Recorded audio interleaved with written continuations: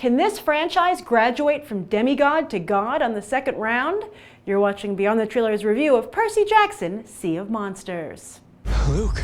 Turns out you're not the only half-blood who's hard to kill.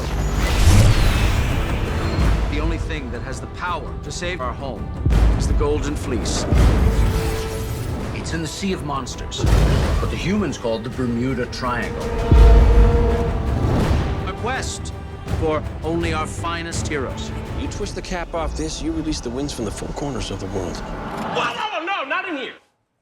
Not in here. So when I went to look up Percy Jackson on Box Office Mojo, I was amused to find out it was in a category called mid-range fantasy. Sadly, the mid-range label is something this franchise is having a hard time escaping across the board. 20th Century Fox had hoped to have their own Harry Potter and Percy Jackson, even bringing director Chris Columbus on board. But while the first Harry Potter opened to the tune of $90 million and went on to gross just shy of $1 billion worldwide, the first Percy Jackson opened with only $31 million and grossed $226 million worldwide.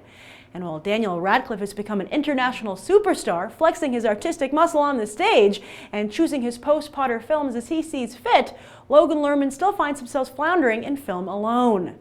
In fact, he's only starred in 2 films since the first Percy Jackson, both of which tapped out at about $20 million total. However, Percy Jackson has a very loyal fan base, so loyal that its poor box office numbers are a real head-scratcher. As is Lerman's failure to click with mainstream audiences, as his work in Perks showed tremendous growth as an actor. So Fox is going to try again, this time with what is clearly a bigger special effects budget. Perhaps because they save some money on the director, with Columbus stepping aside to solely produce while Thor Freudenthal takes the helm. Sure, Freudenthal has only directed kiddie pics to date, yet that's where Columbus started out. The second Percy Jackson movie has also lost some star power, this time relying on B character actors to fill out its adult cast: Nathan Fillion, Sean Bean, Stanley Tucci, and Missy Pyle. And handling scripting duties this time around is Mark Guggenheim, who may have written Green Lantern, but certainly redeemed himself with TV's Arrow. Maybe he'll be able to add the genre elements the first flick was missing. So, does the Percy Jackson franchise finally realize its potential? I was really surprised at how much I enjoyed Percy Jackson, Sea of Monsters. I saw the first film in theaters, and I was really underwhelmed. I felt that it felt very TV-like, very TV movie-like, in terms of acting, cinematography, special effects, story. I was really unimpressed. I mean, I didn't dislike it, but I just really thought, it was a far cry from Harry Potter. But the second film really ups its game across the board. I mean, I still don't think it's Harry Potter level. I still think it has its roots in like Disney movies, but as you can see from Teen Beach Movie, there's nothing wrong with that, and there's a very large audience for it. But this is definitely movie worthy. It's worth seeing on the big screen. I didn't get to see it in 3D because that showing started too late, but as soon as the movie started, from the opening credit sequence, I kind of wish I had seen it in 3D. It looks like they could have some really neat, I'm not sure how well the 3D would be realized, because I didn't see it that way, but it looks to me like there were some scenes that really would have been heightened by it. So if I had my wish, I would have seen it in 3D, but I couldn't. But back to the movie, I really liked it, and the great thing was, is that, how I would describe this, and I said it was a little bit like a teen Disney film, but it's one of these great family, all-ages entertainment, vehicles that takes itself very seriously and its audience very seriously. And as a result, I think could become very near and dear to the hearts of those who see it and enjoy it. And if you're not in its target demographic, if you're someone who still enjoys Saturday morning cartoons, if you have saved all the animated movies from when you were a kid and you still like to watch them and they still transport you to the magical place when you first saw it, then Percy Jackson, Sea of Monsters is for you. It just does a great job with world building. It has those dark elements that make family and kids entertainment stick with you, because that's what really hooks you. And I thought that was great.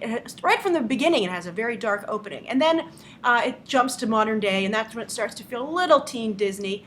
But I really liked it. And Logan Lerman, as I said in the opening, really came into his own with Perks of Being a Wallflower. Great job as an actor there. And I think that even though he isn't called to do the same kind of emotional heavy lifting here, he still uses it to add layers to his character that aren't, he doesn't have to verbalize it. And I think that makes a big difference. And I think the whole cast was great. I thought Jake Abel was particularly good also as the villain. And I thought that the actor who played Percy's Cyclops brother, half-brother, Tyson was fantastic. He reminded me a little of Dane DeHaan. I don't know if both of them can coexist in Hollywood at the same time, but this guy was very good. I think he did a really nice job. And also, the film does a wonderful job playing off of Greek mythology. The adult actors, they come in fast and quick, but they all do a really nice job. Great character work. They really make an impression quickly. Everyone's all in. No one's just collecting a paycheck here, and that's so refreshing. And even behind the camera, Mark Guggenheim, this is a great script. I can't believe it's the same guy who wrote Green Lantern. It's like, what happened? He did a really nice job. The special effects, stellar. I mean, I think there was only one scene where they're riding that like glittery horse, and you can tell that the actors are CGI, but that happened in a few of the early Harry Potter films too. The CGI is fantastic, and I don't want to give away any of the scenes, but there were a lot of great surprises where they would just all of a sudden be like, oh yes, we're going to go here, and we can. So I think, you know, they used their money well. They didn't have to use it across the board, but when they needed a special effect, they did it, and they did it strong. So I had a great time. I don't let the first Percy Jackson, if you were underwhelmed like myself, don't let that dissuade you from seeing this. I definitely think it's worth seeing in theaters. I'm really impressed. I hope the film does really well. And based on the trailers that Fox and other studios were showing in front of it, they feel very strongly about the film. They obviously are hoping it's going to be a surprise blockbuster. I hope it is. Because it was just really well done. And Logan Lerman, he deserves a break. So great movie, and great, actually, also I have to say, I'm sorry, I know I talk about this a lot, but really great female characters, really refreshing to see. But at the same time, they had great female characters while not taking anything away from the male characters, which I think is so important. I think you want everyone to have a hero and someone to root for, and for everyone to work together as a team. But I had such a good time.